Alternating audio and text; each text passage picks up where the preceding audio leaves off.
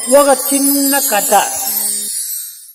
ఒకానొక సమయం లోపల కాశీలో పూజ జరుగుతూ ఉంటుండాలి.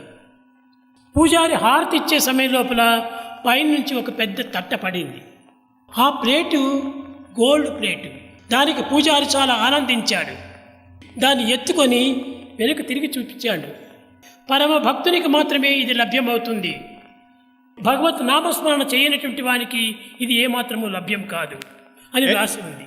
అప్పుడు ఆ పూజారి అనుకున్నాడు, నిరంతరము అభిషేకాలు చేస్తూ ఆనందంగా మంత్రాలు చెప్పుకుంటూ వల్లించుకుంటూ ఋగ్వేద యజుర్వేద సామవేద అథర్వణ వేదములను నేను చెప్పుకుంటూ కాలంను పవిత్రం గావించుకునేటువంటివి నాకంటే భక్తుడు ఇంకోడున్నాడా అని ఒక అహంకారం బయలుదేరింది. సహస్రనామలింగార్చన చేస్తున్నా నేను, ఇంతకంటే పరమ భక్తుడు లోకంలో ఉన్నాడా అని తాను అహంకారంతో పోయి ఆ తట్టను అందుకున్నాడు.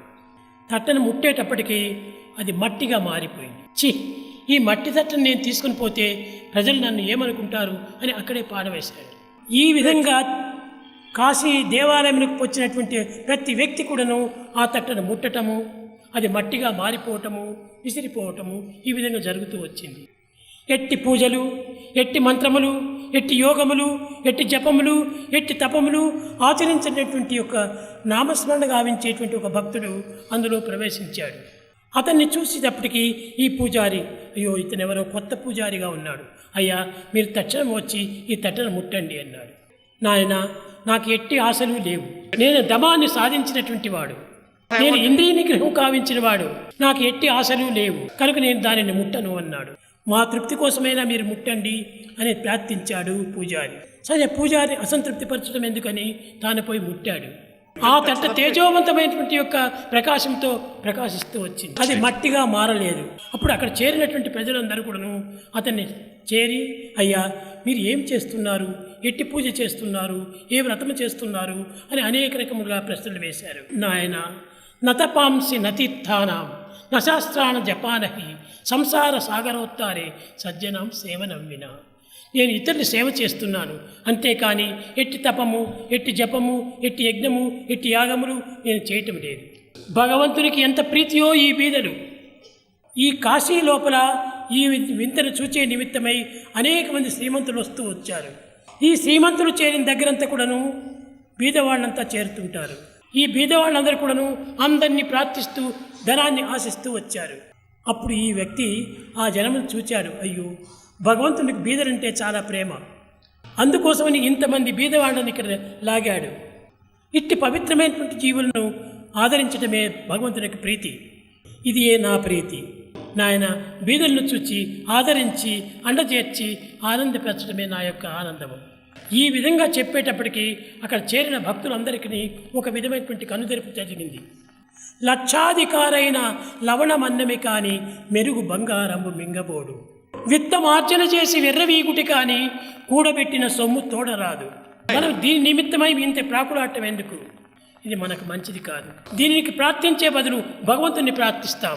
భగవంతుని చింతిస్తూ ఉంటే అతనే మనకు సర్వము అందిస్తుంటాడు. కనుకనే అతను ఈ విధమైనటువంటి సందేశాన్ని అక్కడ చేరిన ప్రజలకందరికీ అందిస్తూ వచ్చాడు. ఈ కూడబెట్టిన సొమ్ము తోడరాదు. ఇది ఎవరు తీసుకుని పోతున్నారు, ఎవరు ఎత్తుకుని పోతున్నారు, ఎవరు కాపాడుకొని పోతున్నారు? ఇది మనకు కాపాడేటువంటిది సాధ్యం కాదు. మన ప్రాప్తిని మనం కాపాడుకోవాలి, మన పుణ్యాన్ని మనం కాపాడుకోవాలి, మనం చేసినటువంటి సద్గతిని మనం కూడబెట్టుకోవాలి. అది తల్లి గర్భము నుండి జన్మించినప్పుడు ఎట్టి కంఠమాలను కూడాను కానరావు. కట్టగడపటికి ఒక్కటి మాత్రమే కనిపిస్తుంటుంది. పూర్వజన్మాల కర్మలు పొందుపరిచి బ్రహ్మ మీకిచ్చి పంపిన బరువుమాల, మంచి అయిన చెడుగైన త్రుంచకుండా అది భగవంతుడు ఇచ్చినటువంటి కంఠమాల. మంచి అయినా చెడ్డైనా దాన్ని త్రుంచకుండా ఇస్తుంటాడు. అనగా ప్రతి మానవునికి తాను చేసినటువంటి మంచి చెడ్డల కర్మలే అతని మెడలో మాలగా వస్తుంది. ఆ మాలను ఎవరు కూడా వదలడానికి వీలు కాదు. అట్టి మాలనే మనం ధరించుకొని వస్తున్నాము. కర్మలన్నీ చేర్చిన కంఠమాల. ఇట్టి మాలను ధరించుకొని వచ్చి దీనిని మనం మర్చిపోయి లోక సంబంధమైనటువంటి భోగభాగ్యములను ఆశిస్తూ వస్తున్నాం. ఈ భోగభాగ్యములు ఎంతకాలం? ధన జన యౌవన గర్వం. ఈ యువకులుగా ఉండేటువంటి వారికి ఈ ధనగర్వము ఎంత అధికంగా ఉంటుంటుంది. ఎవరికి ఇది మనకు దక్కేది ఉంటుంది కాదు, కూడబెడితే దాగేటువంటిది కాదు. మూసి పెడితే మూసేటువంటిది కాదు. అట్టి దివ్యమైనటువంటి భవ్యమైనటువంటి యొక్క ప్రాప్తిధనాన్ని మనం కూడబెట్టుకోవాలి.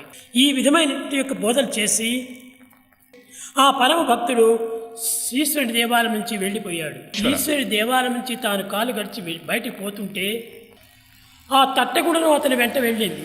ఆ తట్ట పోతుంటుంటే దాని వెంట అనేక కాసులంతా కూడా బయలుదేరినాయి. వారి వెంట ఈ పిచ్చగాళ్ళందరూ కూడా వచ్చారు. నాయన, నన్ను అడిగి ప్రయోజనం ఏమిటి? సర్వరక్షకుడు భగవంతుడే, అతనే శ్రీమంతుడు. అటు శ్రీమంతుడైనటువంటి భగవంతుడిని మీరు ప్రార్థించండి అని వారందరికీ బోధించాడు. అక్కడ నుంచి పోతున్నప్పుడు ఆ తట్టలోంచి అన్ని కాసులు పడిపోయినాయి. ఎవరెవరి ప్రాప్తి కొద్దీ వారికి లభ్యమైపోయింది. కట్టగడపటికి అతను ఆనందంగా కన్నులు మూసుకున్నాడు. కన్నులు మూసుకున్నతడికి విశ్వేశ్వరుడు కనిపించాడు. స్వామి విశ్వేశ్వర, విశ్వమున కన్నా ఈశ్వరుడైనటువంటి నీవు ఈ బీదలను రక్షించడానికి నీకు చేత కాదా? కనుకనే వీళ్ళందరినీ రక్షించమని కోరాడు.